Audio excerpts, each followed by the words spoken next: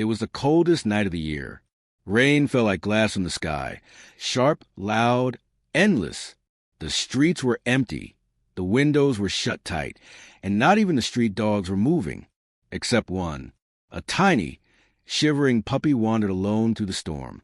His fur, once a golden cream, was now soaked and clinging to his thin little frame.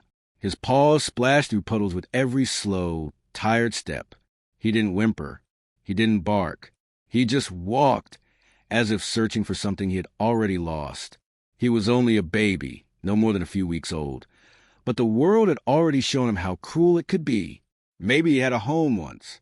Maybe someone had loved him. Or maybe he had always been alone. He didn't remember anymore.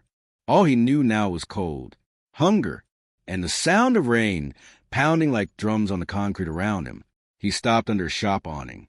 A small light glowed above the door, and a man stood there, sipping tea. Warm, dry, safe. The puppy took a step forward. Then another. He looked up at the man, his tail gently wagging with hope. His eyes begged without a sound, "Please, just notice me." The man looked down. Their eyes met for a moment, and then the man turned away. He stepped inside, shut the door, and left the puppy standing in the storm. The little one didn't move. He stood there frozen, not from the cold, but from something deeper, something like heartbreak. Thunder cracked overhead. Above him, on a low rooftop, a group of other puppies huddled together under a broken sheet of metal, dry, laughing, wagging their tails. They looked down at him, and to them, he was funny. He was the wet one, the lost one. They didn't know better. They were warm and fed. They hadn't felt what he was feeling now. The puppy turned away. No home, no help. And now, even the others were laughing. He walked down the alley behind the shop, pawing through garbage cans for scraps. A soaked piece of bread, a half-licked wrapper. Nothing. His stomach growled again. Eventually, he found a small space between two dumpsters. There, water pooled around the edges, but it was hidden, quiet, safe at least for now. He curled into a ball, trying to make himself smaller, as if shrinking would keep him warmer. Rain dripped from the edge of the dumpster. His eyelids grew heavy. But every time he closed them, the thunder shook the sky again. Every noise startled him. He was exhausted, but sleep wouldn't come. His tiny body trembled, and his breath grew shallow. And as the night dragged on, the little puppy slipped into the closest thing to sleep he could manage, a half-dream, half-freeze, half-fade. The next morning, the storm had passed. The clouds still lingered, but the sky was soft now, a pale gray that hinted at sunlight behind it. The streets were littered with broken branches, leaves, and the remains of a long, violent night. And between two dumpsters, something moved.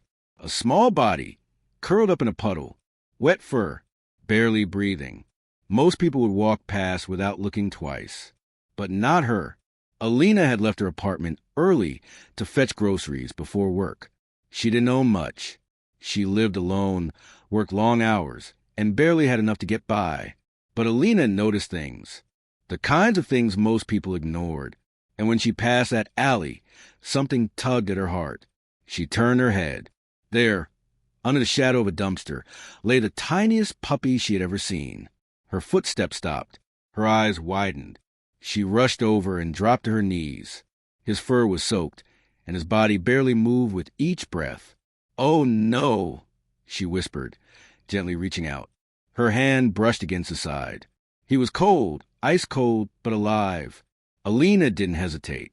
She took off her scarf and wrapped it around his body, lifting him into her arms. "You're okay," she whispered, even though she didn't know if it was true. "I've got you now." She turned and hurried home. That night, she didn't go to work. She stayed with the puppy. She dried him off with an old towel, placed him on a folded blanket near the heater, and warmed some milk in a bowl. At first, he didn't move, but by evening he opened one eye, then another, and slowly, gently licked her hand. Tears welled in her eyes. "There you are," she whispered with a smile. "Welcome back, little one." She named him Stormy, after the night he'd survived. Days turned into weeks. Stormy began to grow stronger. He took his first wobbly steps across the apartment floor. He wagged his tail for the first time. He barked, a tiny, raspy sound that made Alina laugh out loud. She gave him baths, brushed his fur, and made sure his belly was always full. Stormy loved everything. He chased shadows, chewed socks, and followed Alina everywhere she went. He slept curled up beside her shoes. He waited at the door when she left. And every time she came back, he greeted her with the happiest tail wags the world had ever seen. But the rain still scared him. Every time it stormed, he'd sit by the window and watch quietly, not barking, not playing, just watching, remembering. Alina noticed. She'd sit beside him, stroke his fur, and whisper, "You're safe now, Stormy. The storm's over." One day, they were walking in the park when a little boy pointed at Stormy.